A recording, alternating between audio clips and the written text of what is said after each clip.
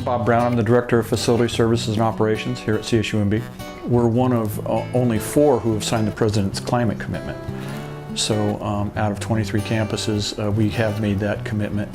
The President's Climate Commitment is an agreement for those who sign that you make a commitment on behalf of your university that you will, number 1, come up with an action plan for the campus to reduce carbon emissions.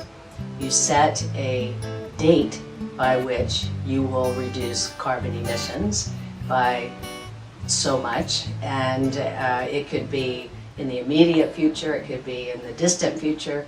It has to do with where each campus is. Okay, I'm Mike Lurch. I'm the Manager of Energy and Utilities, and I take care of our electric, natural gas, and heating and ventilation systems.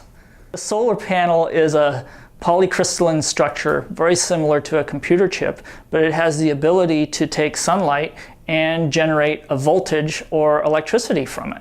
Because the solar installation only produces when the sun is shining, it has the ability of producing 16% of the electricity that we use on a 24/7 year-round basis. Even though it's sized to have the capability of producing 50% of our maximum load, since it doesn't work at night, you have to spread that volume out across the whole year, and that's how the number of 16% is arrived at. If we were to look at a graph of the solar output, we could say that this is a very good day where the output of the solar farm comes up very quickly in the morning, tapers off a little bit towards noon, and then drops off. Whereas if we were to look at a foggy day, on this day you can see it came up reasonably quickly in the morning, but every so often it'll just drop like a rock. Before we installed the solar installation, we did an enormous amount of energy efficiency work on campus. We would go into buildings, evaluate their heating and cooling systems, evaluate the schedules that they were working on, evaluate the lighting systems, and then we would go back and fix as many things as we could. The buildings were not built to be a university, they were built to be a fort. So every building is adapted into a different use, except for the newer ones that we've built. One of the things I've learned is energy efficiency on a campus like this is finding many, many small opportunities.